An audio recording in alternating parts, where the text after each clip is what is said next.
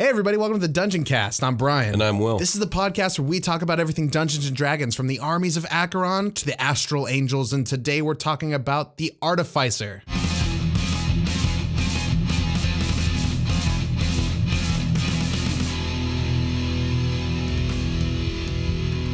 The Dungeoncast. Hey Brian. Hey Will. How you been? It's good, man. It's been good. Yeah. How are you? I'm doing okay. I'm good. Just going to warn our viewers and listeners today that I am still sick. I've been sick for the last 3 weeks, and all 3 of the next episodes coming at you were researched in a NyQuil-induced delirium. So I'm going to do the best I can. You should have never told anybody, man, then they wouldn't have known. They wouldn't have been listening for it. I just want to be upfront. Okay. But let's get into it. I'm excited. We have a class breakdown, and we haven't had one of these in a long time. Yeah, we ran out. We ran out of class. We did all the classes. Yeah. But now there's a new class. Yes. And it's called the Artificer. So this is a new full class from the new Eberron source book. I believe it's called Eberron, the Last War? Rising from the Last War. That's it, yeah. And this is a class that's very much tied to the Eberron campaign setting, but it has its origins previous to the steampunk pulp setting. It was introduced in 2nd edition as a wizard specialist within the school of thaumaturgy. So it was almost like its own school of magic for a little bit there. And essentially the idea was that they channeled all of their magic through mundane items. Okay. 3rd edition was the Artificer's introduction as a full class, though, alongside the Eberron campaign setting. And has since retained this identity. Okay, nice. Yeah. So Thank you, Eberron. Thank you, Eberron, yeah. The Artificer is a unique class that treats arcane knowledge like a science. Charts, algorithms, equations, inventions, and chemical concoctions are all part of the Artificer's wheelhouse. Artificery itself is probably the most defining trait in Eberron. So it's like the major thing that sets the Eberron setting apart from the others. So it's responsible for the creation of the Warforged, which we've talked about in the Warforged episode, advanced artillery, like guns and cannons and other magical like artillery, powered trains and vehicles, and countless other technological wonders that make Eberron such a unique and popular setting. That's great. If there are so many people that are looking for like gun inclusion. Right. This is where you should look. Yeah. And before you had to like Matt Mercer it out. And I think there was a Unearthed Arcana as well. Yeah. Are they based? Did Matt Mercer base his off of that? I don't know. I guess I'm asking the wrong person. Yeah, I'm not the Jake? I know he would know. Yeah, I mean that. I know that's where you went for gun class is like. Yeah, what his gunslinger, which was a lift, I think, from Pathfinder, which was what they used to play. Nice. So Artificers are masters of infusing mundane objects with magic and then using said items. They see magic as a complex system waiting to be decoded and controlled. They use tools and arcane knowledge to craft items of magic power. Their knowledge of alchemical properties and magical compounds gives them the ability to create elixirs, poisons, explosives, elemental potions, and more knowledge of runes and sigils gives the Artificer the ability to carve items like armor and weapons and give them magical properties. All in all, Artificers are pretty awesome. I love this like chemist outlook, like the scientific outlook on magic. Yeah, it's really cool. Like like a lot of spellcasting is using your spellcasting as a tool or a weapon. Right. But this is breaking it down into like, what if like the real world had this extra element to it, which would be like the magical weave of Dungeons and Dragons. Right, like what would we do with it? How can I apply this to the real world to give myself an advantage and give mankind or whatever? What do you say instead of like mankind when you're talking about like the world or material plane? Do you just say that? The material plane? Is that my answer? I guess society. Give society as a whole an answer, like a leg up. I know what you humanoid kind. Humanoid kind. Turtles, you're barely passing, man. So diving into the 5e Artificer, the first thing that really sticks out is the fact that it's a half-caster with a lot of its more artificery abilities tied to class features. I think this is the perfect way to fully encapsulate the Artificer, and I think it's how the Warlock could have been approached in an alternate reality. Okay, because I like the Warlock. I'm not trying to talk smack on the Warlock, but I do think Warlocks really feel that I only got 2 spell slots. Well, yeah. It hurts. As a Warlock, I've kind of come to accept the fact that like I'm like a magical fighter. Like, kinda, yeah. I swing my sword. I blast my Eldritch. Exactly, you blast your Eldritch. Yeah, and you know what? If you're a lot of the Warlock's tool set is really great outside of combat. Mm-hmm. You can just like let time go between spells, and then there's invocations to help you cast like without expending spells. A lot of utility there. Yeah, none of it which I use. None of which you never use it. The second thing that sticks out to me is that this is a very chonky class, dude. This is hefty, and there's a ton of wordy, complicated features. So rather than write out every feature in shorthand like I usually do, I feel this class requires some verbatim reading. So we're gonna get started. Any questions before we dive into this? I got like 7 printouts here of just artificery. That's insane. That's insane. That's a great amount. Yeah, it is. It's a lot. I'm getting used to us reading verbatim out of the book. I think it's. I try to stay away from doing it too much unless necessary because it's like, you know, it takes. I write my own research. Yeah. I get what you mean. This is one of those things where it's like, nah, we gotta go to the source. I think it's great to kind of hit these points. Sounds like a very unique class. Definitely. I'm ready to take this dive with you. Okay, so let's get into it. So just going over some of like the staple class features that, you know, all classes get. Hit die is going to be a D8, which is pretty standard for most casters that aren't full casters. Mm-hmm. Honestly, for anyone who's not a sorcerer or wizard, like you're getting a D8 or higher. Yeah, you really are. Yeah, what other half casters do we have? We got the Paladin, which is a D10, actually. Ranger's a D10. Ranger's a half. It's a half caster, I thought it was a quarter for some reason. Okay. No, Ranger's half caster. Paladin's half caster. Druids are full. Wizards full. Sorcerer's full. Cleric's full. Bard is full. Warlock is a special case.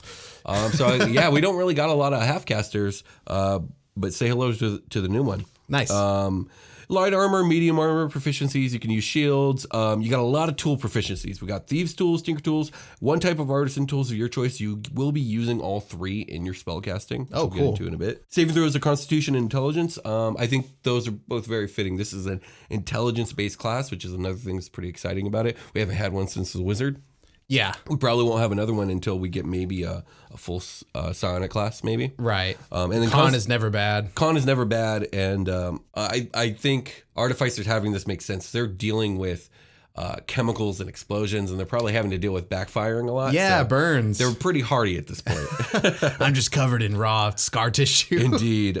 Skills that they get to choose from: Arcana, History, Investigation, Medicine, Nature, Perception, Sleight of Hand. All very, very fitting. You get to pick 2. I almost feel like the Artificer should get to pick 3 because a lot of classes that are noted to be very skillful, like the Ranger or Rogue, they usually get to pick 3 or 4. Okay. But truth be told, Artificers are already getting so much. Like, I can see why. Yeah, just pick 2. And then lastly, Artificers get a really cool optional proficiency called Firearm Proficiency. The secrets of creating and operating gunpowder weapons have been discovered in various corners of the D&D multiverse. If your Dungeon Master uses the rules on the firearms in Chapter 9 of the Dungeon Master's Guide and your Artificer has been exposed to the operation of such weapons, you are proficient with them. Wow, that's pretty cool. I think most people are going to be like, yeah, I can use a gun. Yeah, I have a fucking gun. I invented it, that's why. Come stop me. I'll shoot you. Indeed. So at level 1, God, every level you're getting stuff, but like level 1's pretty stacked. So the first thing you're getting is a feature called Magical Tinkering. At first level, you learn how to invest a spark of magic into mundane objects. To use this ability, you must have Tinker's tools or other artisan tools in hand. Like I said, you're going to be using these tools a lot. You then touch a tiny non-magical object as an action and give it one of the following magical properties. The object sheds bright light in a 5-foot radius. Whenever trapped by a creature, the object emits a recorded message that can be heard up to 10 feet away. Yeah. You utter the message when you bestow this property on the object, and the recording can be no more than 6 seconds long. The object continuously emits your choice of an odor or nonverbal sound, like wind, waves, chirping, etc. Cool. An odor? That is so cool. Or a smell, yeah. Netflix, where you at? And then lastly, your last option is a static visual effect appears on one of the object's surfaces. This effect can be a picture, up to 25 words of text, lines and shapes, or a mixture of these elements as you like. So this is like its own little prestidigitation on an object kind of thing. This is I had to homebrew this. Did you? Yeah, in my first FBATS episode, they're supposed to find a recording, like a tape recording. Oh, okay. So what do I do? Yeah, and I just invented rocks that do this. Yeah, sure, why not? Because an Artificer could do that. But I never thought to take the extra step to make a smell come out. That's so cool. That's so unique and cool. I love the flavor. Love it. It is really fun. It's like the best class to die because they can leave one of these rocks behind as like their last will and testament. Indeed. So that's a cool little level 1 feature. The next one you're going to get is spellcasting, which is mostly just normal. It works the same way a wizard does, with this one exception. This is more of a flavor thing, but I think it's important. Let me see. you've studied the workings of magic and how to channel it through objects. You can cast spells. To observers, you don't appear to be casting spells in a conventional way.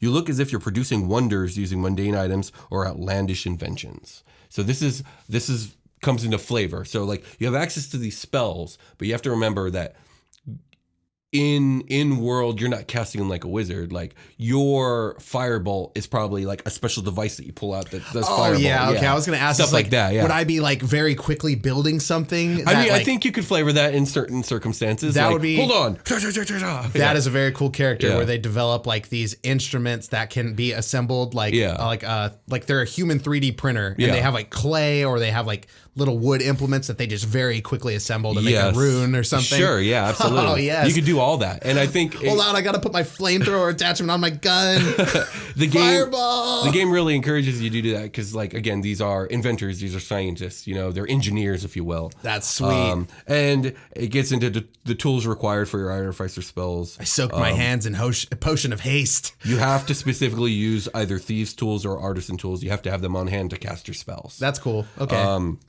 The only other thing special about the spellcasting is that, unlike most other half-casters, Artificers get cantrips, which is obviously, it makes sense because they're a little bit more arcane than the other half-casters. This person not being able to cast prestidigitation feels like a steal. It feels wrong, yeah. Like everybody gets and to do then that. The other special thing is, unlike other half-casters, they do get first spells at level 1. Most other half-casters don't get spells until level 2. But again, like this is a magical scientist. It just makes sense.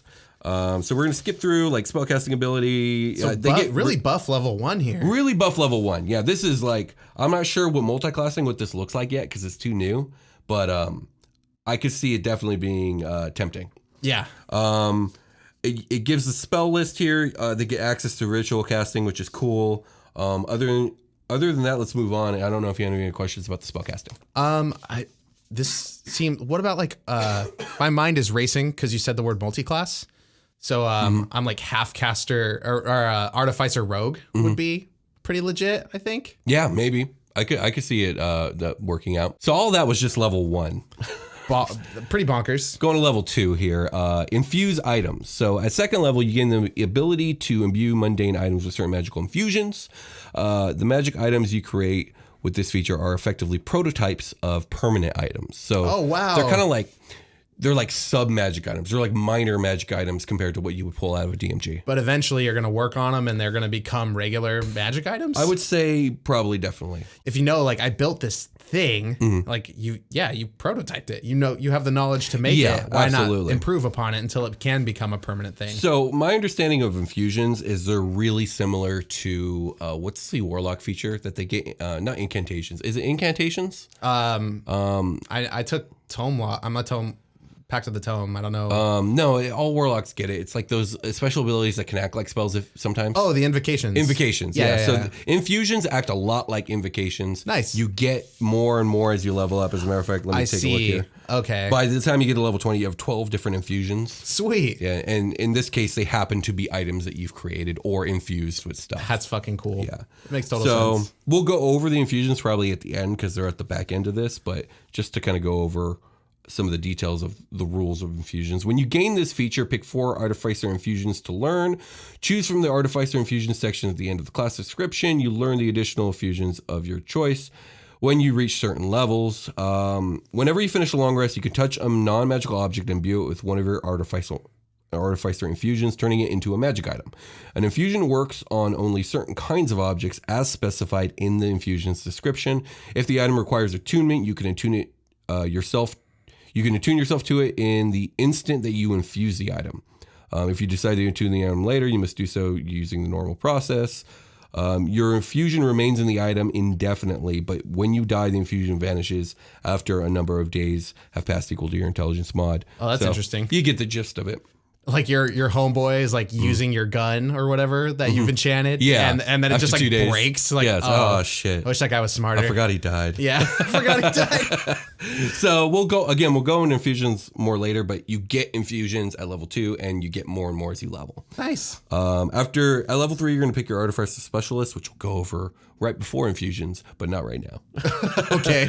Also at level 3, you're going to get a feature called the right tool for the job. At 3rd level, you learn how to produce exactly the tool you need. With Tinker's tools in hand, you can magically create one set of artisan tools in an unoccupied space within 5 feet of you. This creation requires 1 hour of uninterrupted work, which can coincide with a short rest or long rest. Through the product of magic, the tools are non-magical. Though a product of magic, the tools are non-magical, and they vanish when you use this feature again. Okay. So, yeah. I mean, I could see that being useful. Yeah, absolutely. Yeah. There was this really cool Powered by the Apocalypse Friends at the Table did, where they were like a thieves guild that was one of their first missions was to do like a train heist. Yeah. And one of the characters was like a kobold artificer. Oh, that's cool. And they had like a flashback feature that he could use where he could do something like, I can just go back in time. I can have a flashback mid-game to, I created this item that I was going to need for this specific situation. He used the feature and got like a bomb, basically like a cloud bomb. Right. Like, I don't know. This is somewhat really similar. Yeah. Yeah. I like that. That's cool. So next, it goes over ability score improvements. You get them at level 4, 8, 12, 16, and 19. That's standard for all classes that aren't like the fighter, which get way more. Way more. I mean, like 2 more, but still, that's a lot more. That's way more. At level 6, you get tool expertise. Starting at 6th level, your proficiency bonus is doubled for any ability check you make that uses your proficiency with a tool, which is a lot of fucking tools because you're an artificer. Right. You're a tools guy. Yeah, you're a bit of a skill monkey. Maybe not quite as much of a skill monkey as a rogue, but pretty close. At level 7, you get a feature called Flash of Genius. Starting at 7th level, you gain the ability to come up with solutions under pressure. I like a lot of these are like working on the fly. It's really cool, yeah. When you or another creature you can see within 30 feet of you makes an ability check or saving throw, you can use your reaction to add your intelligence modifier to the roll. That's pretty hefty. You could use this feature in number types equal to your intelligence modifier, which will probably be 3 or 4. You regain all expended uses when you finish a long rest. Interesting. To your point of like thinking on the fly, it makes perfect sense because you're supposed to be an adventurer, right? You're always going to be in the action as a player. Like for an NPC, I can lock them in a dungeon, and a lot of these things aren't going to really come into play too much. No, not at all. So that makes playing it in the open world a lot of fun. I feel like be able to just do stuff instead of like, I had to prep all night or whatever the alternative would be. It's not going to be as interesting as like I did it right there. Right. So the next feature is the beginning of the Artificer's true mastery of magic items, and this is called Magic Item Adept. When you reach 10th level, you achieve a profound understanding of how to use and make magic items. You can tune to up to 4 magic items at once, which is one more than normal people. I believe everyone else can only do 3. Cool. Okay. Which is very powerful. If you craft a magic item with a rarity of common or uncommon, it takes you a quarter of the normal time, and it costs you half as much of the usual gold. So you're just getting better at making this stuff. That's level 10. At level 11, you get spell storing item, which at 11th level, you learn how to store a spell in an object. Whenever you finish a long rest, you can touch one simple or martial weapon or one item that you can use as a spellcasting focus, and you store a spell in it, choosing a 1st or 2nd level spell. I love this. From your Artificer spell list. And this requires, the spell has to require 1 action to cast, although you needn't have prepared it beforehand. While holding the object, a creature can take an action to produce the spell's effect from it using your spellcasting ability modifier. So you can like put fireball in your, or probably not fireball, but you could put like a fire spell in your fighter's sword if you want. Fireball is universally accepted across social media as the best wizard spell. Yeah, but it's not a level 1 or 2 spell. No. That's more, I think it's a level 3 spell. You can have a fire bolt. Yeah, see, something like that. And, the fighter can surprise whoever he's fighting by fire shooting out of his sword, which is fun. Burning Hands is a good one for this, right? Yeah, absolutely. Yeah. Absolutely. Just... Fire code, go. The spell stays in the object until it's been used a number of times equal to twice your intelligence modifier. Wow. Your own That's a lot of free modifier? spells. Yeah. That's just free magic. I love free real estate. I mean, magic. That's awesome, yeah. So at level 14, you get magic item Savant. So you can attune up to 5 magic items now. And you ignore all class, race, spell, and level requirements on attuning or using a magic item. You can use all magic items. It doesn't fucking matter who they're supposed to be used by. That's fucking cool. So, which is really, really cool. You could be a chaotic evil and just kind of leave them about. Indeed, it's true. Like hexes and curse spells. Absolutely. Oh, neat. At level 18, you gain Magic Item Master. Starting at 18th level, you can now attune up to 6 magic items. You have twice as many magic items attuned to you as the normal person can. And now this is important because the magic items that you can attune are very powerful usually. That's why there's a limit to how many you can attune. Yeah, that's what I mean. You basically are 2 characters in one. I just pictured like basically this Iron Man looking individual with just like magic armor, magic gloves, magic goggles, magic helmet, just like, yeah, that'd be really cool. That's the way Carter's starting to look. That's great. Like I was gonna say, my boots of jumping, my right, exactly. My fucking knee pads of never get my knee skin. Yeah, you're just decked from head to toe in magic items, and no one can tell you no. No one can tell me no until I have 7. So the last feature you get is at level 20. It's called Soul of Artifice. Ooh.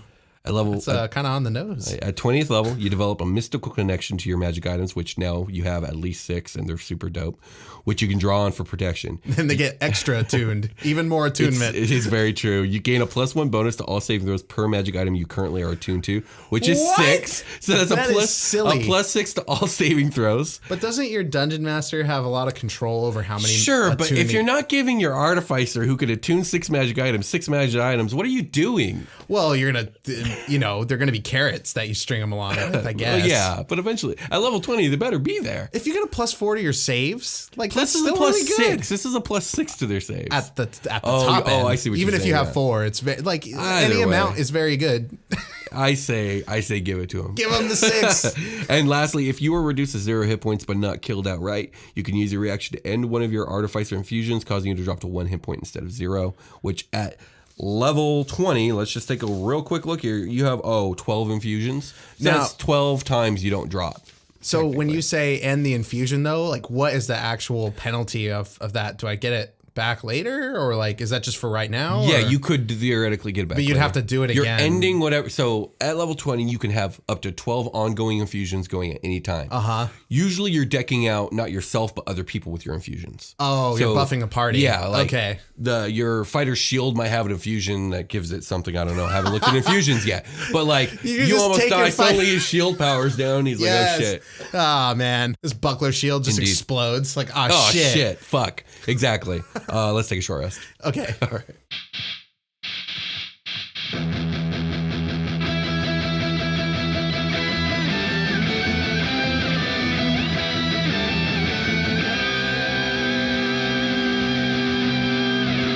Hey everybody, welcome to the part of the episode. We're not talking about that last thing. We're talking about people we love, and it's people who can hear the sound of my voice, or if you watch YouTube on mute, and you can see my face, I guess that counts. But I want to say personally that I love you. Will also wants to tell you something. I also love you. We love you. Thank you for listening to the show so much. It really means a lot. It means a lot that you're listening. It means a lot when you tell somebody about the show. And it means a lot when you subscribe to us on Patreon, pledge to us on Patreon. I don't know what do you call it? I think it's a pledge. People who come onto Patreon and donate money to the show, you get some sweet bonus content that comes along with that. And one of the things you get is when you become a patron, we shout you out on the show. So let me tell you about some people that have recently become pledges, and they're fucking awesome. They're so awesome. Thank you, Sebastian Will. Thank you, Sebastian.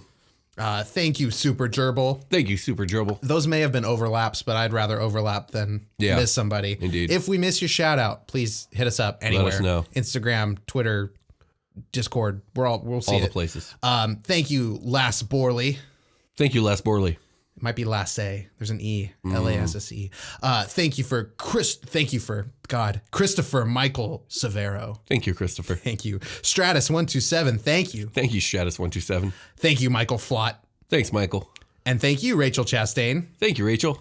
Make sure you guys are checking out the bonus content, like our Halloween special, Flashbang and the Surgeon, an ongoing superhero comedy game. I know it feels like I'm just tooting my own horn, but man, I love that Halloween special so much. It's very good. I go back and listen to it and laugh so hard at you guys. You guys are so funny. And there's a lot of love for Ranger Danger. Oh, Ranger Danger is great too. Will does a really cool broken move in Ranger Danger. What? Oh yeah, I do. No spoilers. There's a lot of people that are part of Patreon that are like, "Where's Ranger Danger?" And we posted it so long ago that it's hard to find But there's pinned posts that one of our mods on Discord let us know. And thank you for all our mods on Discord. It's been a while since I've said. Thank you to all of you guys. You guys are wonderful people. Oh my gosh, you guys are so great. With the amount of people, join the Discord. With the amount of people in there, it would be impossible for Will and I to manage on it. No, but seriously, listen to us in this. Join the Discord because it's really fucking cool. I love the Discord. And if you are a fan of the show, you're missing out if you're not part of the Discord. And if you're on Patreon, please get into Discord because our mods are really awesome. They're so awesome that they're running like extra exclusive like Discord Patreon stuff for us. Like there's a Secret Santa. There's a Secret Santa going on. I was like, you guys are amazing. They run a book club, which I participated in. It was very good. Indeed. I wish I had more time for books. I'm going to try to make time for books. I did recently buy a book, but it's not fantasy. It's a philosophy book.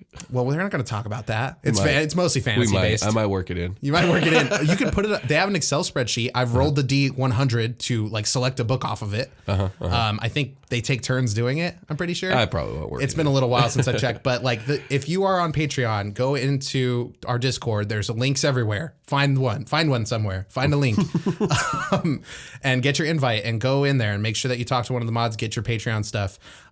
We have a lot of cool things, a lot of new cool things that we are doing for Patreon. They're not all, we've talked about a few of them, but me and Will are chipping away at activating a lot of this stuff. True. But we've got some cool little niche things coming up that we'll announce, I'm sure, next episode that we'll talk about.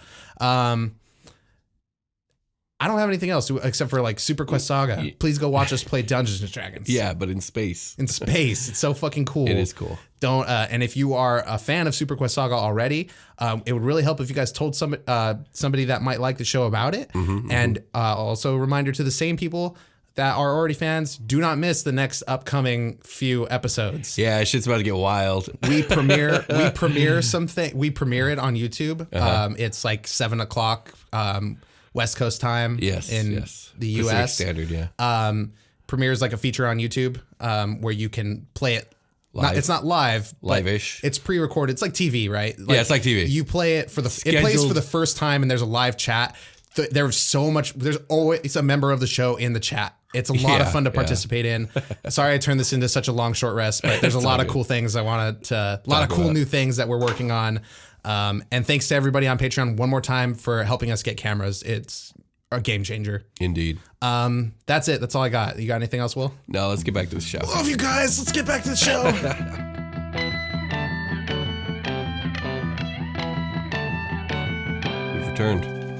We've returned. Indeed, we have. This is such a cool class so far. It is. It's a lot of fun. It's really different from other classes. I'm enjoying it.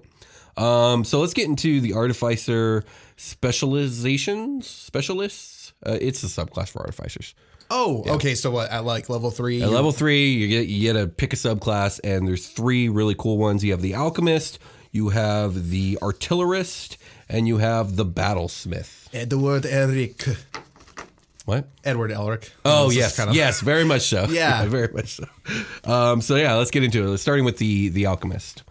So, an alchemist is an expert at combining reagents to produce mystical effects. Alchemists use their creations to give life and to leech it away. Alchemy is the oldest of Artificer traditions, and its versatility has long been valued during times of war and peace. All I heard was plant-type Pokemon. I guess so, yeah, sure. Yeah, I can see that. So at level 3, if you go this route, you get a new tool proficiency. When you adopt this specialization at 3rd level, you gain proficiency with Alchemist Supplies. If you already have this proficiency, you gain a proficiency in another type of artisan tools of your choice. Doesn't it feel weird to get your proficiency in something like that later? Like as you become an adventurer and fight monsters, you're like, yeah, all of a sudden I can just like do this way better. I know what you mean, yeah. Which is why they give the option. If you already have this, pick something else. Oh, okay. Oh, yeah. I see. So that makes it all better to me. Yeah, because exactly.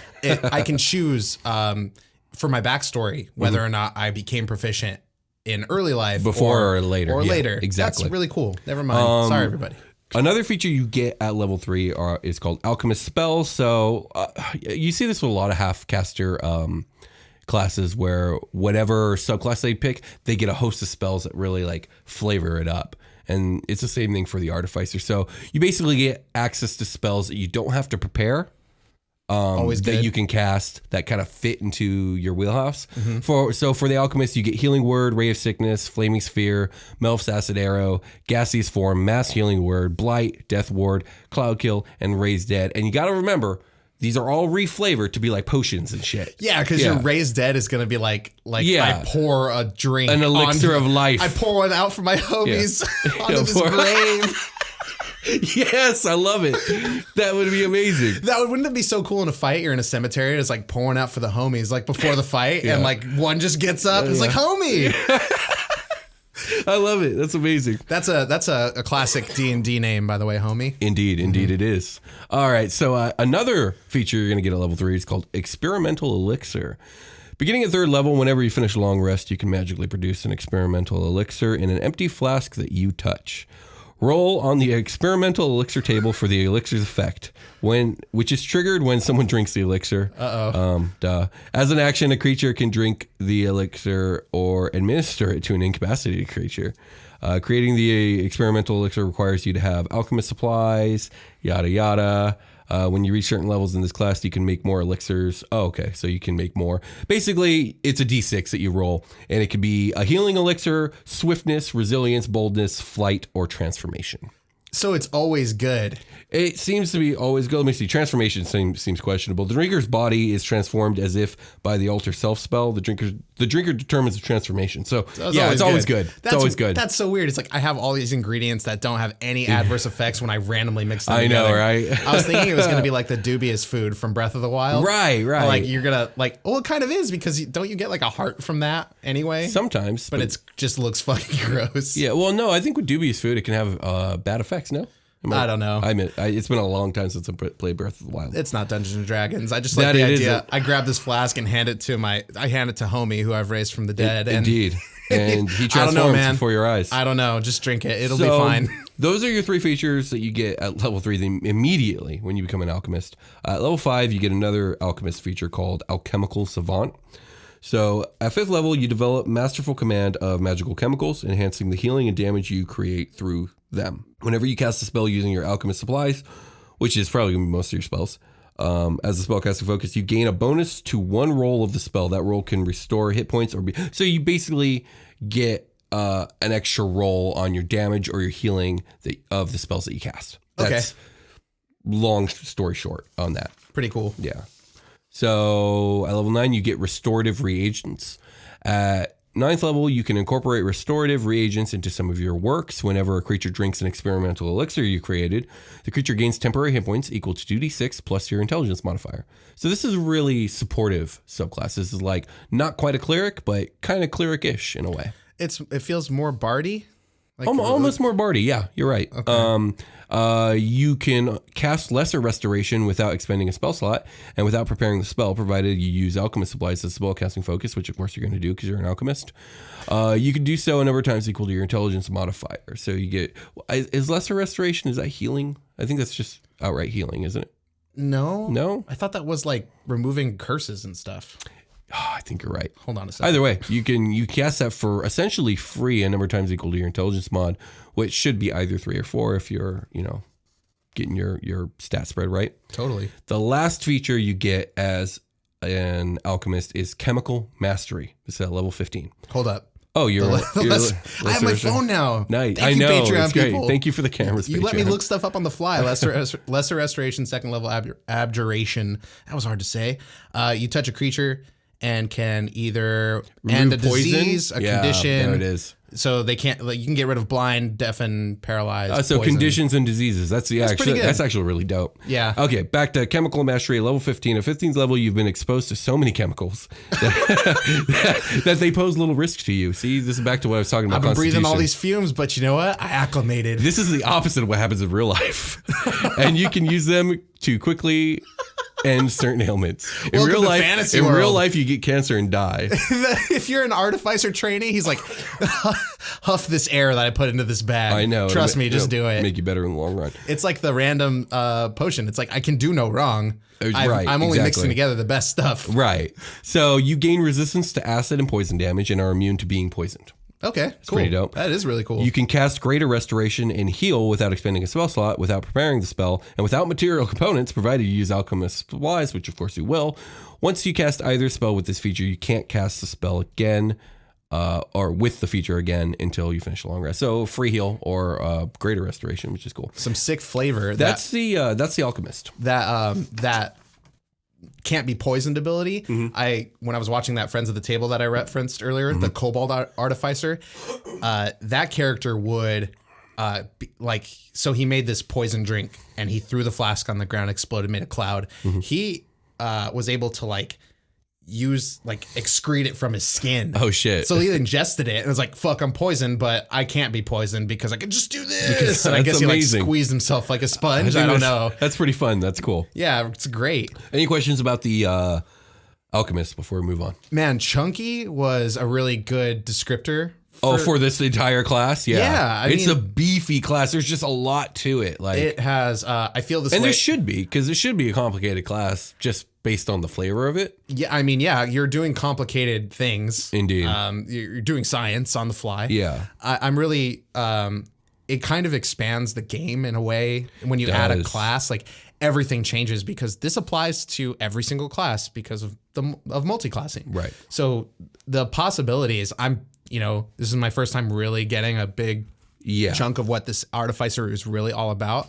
And my brain is all over the place, a fighter, and he pulls the hilt of a sword out and all these metal pieces kind of flip up and connect into a sword. And it's got little gas things that come out of it. Yeah. Oh my gosh. Well, what you're saying is also true in the aspect of the fact that a lot of the stuff the Artificer does is he makes something super cool and then gives it to his fellow party member. Yeah. So he outfits his party or her party or their party in all this stuff which affects their class and their character. So yeah, it affects it in two ways, not just with multi-classing, but also in game actively. Making giving two people a burning hands marble or whatever. Right, exactly. Or a glove. Oh, a glove that just does fire stuff. That's pretty so big deal. cool. And you give it to two people and now you can cross cone. Right. Do all kinds of cool stuff. Right. Very, very a lot of strategy here. All right, let's move on. So the next subclass is called the Artillerist. So an artillerist specializes in using magic to hurl energy projectiles and explosions on the battlefield. This destructive power was valued by all the armies of the last war. Now that the war is over, some members of the specialization have sought to build a more peaceful world. Blah, blah, blah. Well, I mean, that's blow shit up. We're going to do an Eberron episode. Yes, so next, in fact. Yeah, I mean, so this is out of the Eberron book, and it's going to have a lot of lore tied to it, just like all our Warforged episode, all that stuff. So you get a tool proficiency. So I imagine all these subclasses, you're going to get a tool proficiency. This one is with Woodcarver's tools. Ooh. And if you already have it, you get proficiency with another artisan's tools of your choice. And then you get your special spell list for your subclass, which for this subclass, it's Shield, Thunderwave, Scorching Ray, Shatter, Fireball, Wind Wall, Ice Storm, Wall of Fire, Cone of Cold, Wall of Force. Some real classics there. Yeah, I know. A lot of evocation going on here, which it should, because again, you blow shit up. Yeah, and with wood, that makes a lot of sense. Sawdust is really explosive. It's true. That's true. That's kind of fun. So the major feature, though, that you get at level 3 is called Eldritch Cannon. At 3rd level, you learn how to create a magical cannon using Woodcarver's tools or Smith's tools. You can take an action to magically create a smaller, tiny Eldritch cannon, basically a gun, in an unoccupied space on a horizontal surface within 5 feet of you. I guess it is a cannon. Then a small Eldritch cannon occupies its space, and a tiny one can be held in the hand, so a cannon or gun. I'm all over the place on this one. Once you create a cannon or gun, you can't do so again until you finish a long rest or until you expend a spell slot of 1st level or higher, blah, blah, blah. The cannon is a magical object. Regardless of its size, the cannon has an AC of 18 and a number of hit points equal to 5 times your Artificer level. At this point, it'd be 15. It is immune to poison damage, psychic damage, and all. It's an object. So, yeah, object stuff. Mending spell will restore hit points on it. When you create the cannon, you determine its appearance. On each of your turns, you could take a bonus action to cause the cannon to activate if you are within 60 feet of it. Here we go. As part of the same bonus action, you could direct the cannon to walk or climb up to 15 feet to an unoccupied space of your choice. So this thing has legs and it can move. And essentially, it's either a flamethrower, a force ballista, or a protector. Holy smokes. This is like a fucking Halo item. I know, right? This is so cool. So the flamethrower option, the cannon excels fire in an adjacent 15-foot cone that you designate. It does 2d8 fire damage, and it's a dexterity save. The force ballista makes a ranged spell attack originating from the cannon. Range of 120 feet, does 2d8 force damage if the target is a creature. It is pushed up to 5 feet away, so that's pretty good too. Lastly, the Protector Cannon. The cannon emits a burst of positive energy that grants itself and each creature of your choice within 10 feet of it a number of temporary hit points equal to 1d8 plus your intelligence mod. That's really good. You're pumping out a d8 plus your intel mod of temp HP every turn? Every bonus action? That's really good. That's pretty dope. Pretty cool. Moving on. Any questions? I had the idea of like a tree like stump activating its roots to like start like walking around, and you hollow it out with the tools, and it just like turns to fire. Yeah, it definitely could be like that, or it could be like a droid or whatever you want. This is some of the coolest stuff that we've talked about. At level 5 you get arcane. At level 5 you get arcane firearm. At 5th level you know how to turn a wand, staff, or rod into an arcane firearm. A conduit for your destructive spells. When you finish a long rest, you could use woodcarver's tools to carve special sigils into a wand, blah, blah, blah. It turns into a fucking gun. Sorry. There's just so many words, and I'm so sick. And I'm just trying to get through this episode. And it basically just says gun, but this is fantasy, so you can't just say gun. You can use Arcane Firearm as a spellcasting focus for your Artificer spells. When you cast an Artificer spell through your firearm, roll a d8, and you get a bonus to one of the spell's damage rolls equal to that number. So it's an extra d8 of damage. That was a lot of words to say. It's a gun that does a d8 extra damage for all your spells. Welcome to guns. Welcome to guns. Don't forget about the DMG rules for guns. Next feature. It's called Explosive Cannon. Level 9.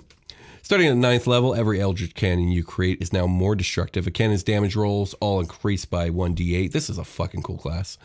As an action, I'm with you, bro. As an action, you can command the cannon to detonate, so it can self-destruct. Doing so destroys cannon, forces each creature within 20 feet of it to make dexterity saving throw against your spell. I can't. Oh, sorry to interrupt this feature again. I'm just imagining a party of all Artificers just rolling into a dungeon and blowing everything up. No, you need a barbarian in there to rip stuff off the wall for them and like do all kinds of stuff. You need the muscle there too. Back to the feature. The explosion will make all the creatures make a dex save. It's 3d8 force damage on a failed save, half as much on a successful one. Finally, you get a feature called Fortified Position, level 15. You're a master at forming well-defended emplacements using Eldritch Cannon. You and your allies have half cover while within 10 feet of the cannon you create with Eldritch Cannon as a result of a shimmering field of magical protection that the cannon emits. And you can now have 2 cannons at the same time. More. You can create 2 with the same action, but not the same spell slot. And you can activate both of them with the same bonus action. Oof. That's really good. You're talking, this is real power you're talking about. Yeah, absolutely. You determine whether the cannons are identical to each other or different. You can't create a third cannon while you have 2. Really cool role-playing opportunity where you like roll up your sleeves and flex. And you're like, oh no, sorry, not these guns. Boop, boop, these guns. I like that. That's or they look like your arms. Yeah, seriously. You just stand between them, like with your arms, with your own arms tucked behind your back. You look like SpongeBob from the episode where he puts the fucking fake rubber arms on. I love that episode. Nice reference, bro. Yes. Moving on. The final subclass, Battlesmith. Yes, okay. This reminds me immediately of what's that cleric, the Forge cleric? Yes. Yeah. Armies require protection, and someone has to put things back together if defenses fail. A combination of protector and medic. A battlesmith is an expert at defending others and repairing both material and personnel. To aid in their work, battlesmiths are usually accompanied by a steel defender, a protective companion of their own creation. Many soldiers tell stories of nearly dying before being saved by a battlesmith and a steel defender. Nice. So let's get into this. Yes. Tool proficiency. You're going to get smith's tools. Battlesmith spells. You're going to get heroism, shield, branding smite, warding bond, aura vitality, conjure barrage, aura of purity, fire shield, banishing smite, and mass cure wounds. Level 3, or the last level 3 feature, No, not even the last one. There's 2 more. Battle Ready is the next one, though. When you reach 3rd level, your combat training and your experiments with magic have paid off in 2 ways. You gain proficiency in martial weapons. So this is an artificer who can swing a fucking sword. Yeah, well, you're out on the battlefield. Yeah. You're going to need to. And when you attack with a magic weapon, you can use your intelligence modifier instead of your strength or dexterity mod for the attack and damage rolls. That is very 4th edition, and I like it. This is your town blacksmith that got really sick of making fucking like forks for people. Exactly. He's like, exactly nah. The king is calling. I'm out. Exactly. I'm gonna go fucking. I'm gonna go do my duty. I'm gonna go heal a guy. So here's a big one. Steel Defender, level 3. By 3rd level, your tinkering has born you a faithful companion, a Steel Defender. It is friendly to you and your companions, and it obeys your commands. See this creature's game statistics and Steel Defender stat, which is right over here, which we're going to talk about. Is this a fucking Beastmaster? It's a Beastmaster. Yes. Oh, I was about to exactly say that. There are some like things to it, like you use Mending Spell to heal it instead of like healing spells because it's a robot, but it operates pretty much identical to the Ranger's Beast. God, Eberron sounds terrifying. I know it does. It's like the best. It's the best, but it's also like shit. There are fucking people walking around in Goliaths. I know, right? Like, so you got to be able to ride this thing, right? Real quick, we're gonna go over the Steel Defender. Armor class 15. Hit points equal to the Steel Defender's Constitution modifier plus your Intelligence modifier plus 5 times your level in this class. Nice. I'm not doing the math on that, but it's got some HP. Yeah. Strength of 14, Constitution of 14, Dex 12, Wisdom 10, Charisma and Intelligence, who cares? It's got a Dex save of +3, a Con save of +4. It's immune to poison. It can't be charmed, exhausted, or poisoned. It has dark vision and understands the languages that you speak. It has a feature called Might of the Master. The following numbers increase by 1 when your proficiency bonus increases by 1. The defender's skill and saving bonuses, the bonuses to hit and damage of its rend attack, and the number of hit points restored by its repair action. So it gets stronger as you do, which is what the Beastmaster for the Ranger really truly lacks. Because your animal companion is just a jaguar or a bear. Yeah. And guess what? Like, Rangers are half casters. There's supposed to be some, sorry, I'm going on a rant here. There's some sort of mystical bond between a Ranger and its beast. Mm-hmm. The beast should also level up like an adventurer should. Because guess what? That beast is adventuring. That beast is adventuring. I don't like the idea of traditional leveling up a beast. Yeah. I like the idea of like unique abilities that the beast will get as you level. Like, yeah, exactly. Like that seems good. Yeah, absolutely. It gets a force empowered rend and a repair ability. And as a reaction, it can deflect an attack that the defender imposes disadvantage on the attack roll of one creature it can see that is within 5 feet of it, provided the attack roll is against a creature other than the defender. So it's a little tank for you. It takes hits for you. That's what it's supposed to do. Can you ride it? It's supposed to be like the size of a dog, like a hound or a wolf. So no, not necessarily. Maybe later. I don't know. We'll find out. Yeah, I mean, man, I want to just like get in a robot. Well, D&D, why wouldn't you let me get in a robot? Level 5, extra attack. Okay, that one's pretty simple. Level 19. That can't be right. That has to be level 9. Hold on. I wrote level 19. No, it's 9th level. Okay. I was like, that doesn't make sense. So no. Arcane Jolt at level 9. You learn new ways to channel arcane energy to harm or heal. When either you hit a target with a magic weapon attack or your Steel Defender hits a target, you can channel magic energy through the strike to create one of the following effects. The target takes an extra 2d6 force damage, or choose one creature or object you can see within 30 feet of the target, and healing energy flows into the chosen recipient, restoring 2d6 hit points. That's pretty interesting. That's an interesting one. So you could do more damage with your weapon, or you can like swing your sword or hammer or whatever, and then heal your friend over there. Cool. So, I mean, again, the idea is like you're this frontline healer. Kind of warlordish in a way. Yeah, I mean, like the cleric has plenty of frontline healing stuff. Yeah, that's true. Cleric does it too. Yeah. You can use this energy a number of times equal to your intelligence modifier, but you can do so no more than once a turn. One last feature.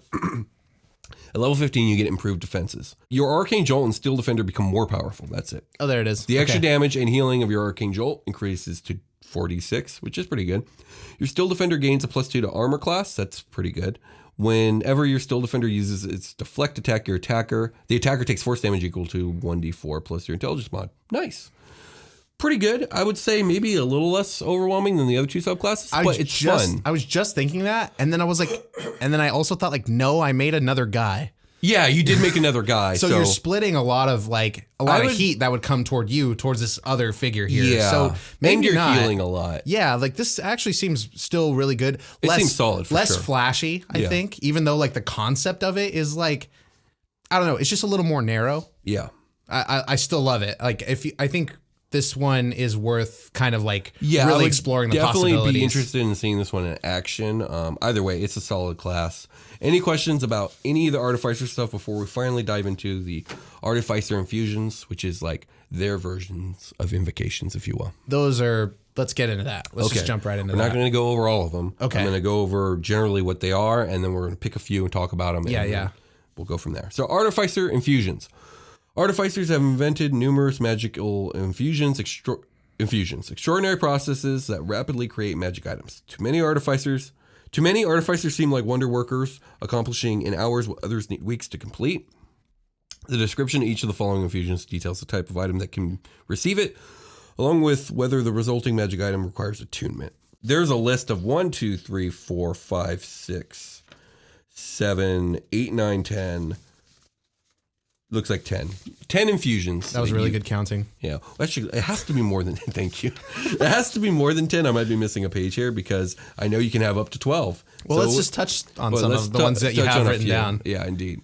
So is it this page over here? Or no, it's not. No. Never mind. So some of them are pretty basic, like self-explanatory ones, like enhanced weapon, enhanced defense, or enhanced arcane focus. It gives whatever the item is, whether it be a weapon, a piece of armor, or an arcane focus, a +1 to whatever it is they do. Okay. So pretty basic there. That's cool. But then you could get ones that are specific, like boots of the winding path. While wearing these boots, a creature can teleport up to 15 feet as a bonus action to an unoccupied space. Cool. This creature must have occupied the space at some point during the current turn. What's Misty Step? 30 feet? The creature must have So this sounds like, okay, so this is actually a little bit more limiting.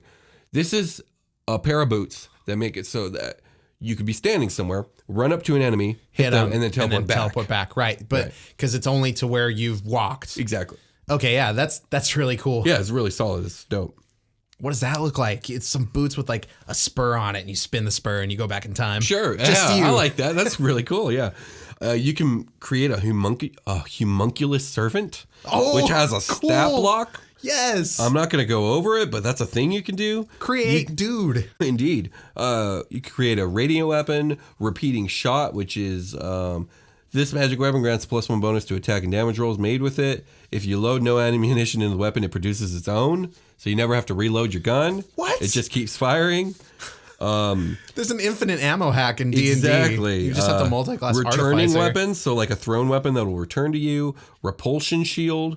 Oh, that sounds like something I could have used in the last Super Quest Saga episode. Yeah. I mean, you're just speaking to all the FBATs I've recorded where I could have been doing even cooler stuff. So you get really dope shit. Yeah. Enough said. Enough said. Do you like magic items? This is the class for you. Do you wish you could make them at home? This is the class for you. This is the class for you. With that being said, you got any questions? Which one of these would you pick? Artillerist. The Artillerist? If I'm going to blow shit up, I'm going to blow shit up. We were creating characters at the end of these episodes. Oh, not today. We're not. No, this is like so much content. I think we're already kind of capping out where we like to end the episode. Indeed, and I'm overdue for my Dayquil dose. I think we should one day build. Oh yeah, no, I'm super down to. It's not because I don't want to. Maybe we should find a way to character build like once a month or something like that. Oh, I'm into it. Yeah, we'll figure it out. We'll figure it out because people really like our character builds. And I like our character builds. They're fun to me. Yeah, they're always really funny. So we'll talk. Me and you will talk about this in between episodes or something. But for now, with that being said, we'll eventually make the next character we make will be an Artificer. Indeed. Not today. And with that being said, let's get ready for a long rest. And before we go, I just want to urge you guys to check out our merch store. We have a Dungeoncast store where you can buy Dungeoncast t-shirts or mugs, or I think maybe even jackets. I'm not sure. I got to look into that. Or Super Quest Saga mugs or Super Quest Saga t-shirts. Yeah, we know it's the holidays, so if it's too late for you to get one of these as a gift, we know it's the holidays. Like thank you guys so much for lots of people have come to buy shirts, and it's been overwhelmingly positive. Indeed. So yeah, I would definitely, if you're on YouTube, there should be like the little store right below us. There should be, yeah. Otherwise, there's a link in the show notes for our merch store. Yeah, especially the Super Quest Saga stuff. Really, really cool stuff in there. With that being said, let's call it a game. Let's call it a game. All right.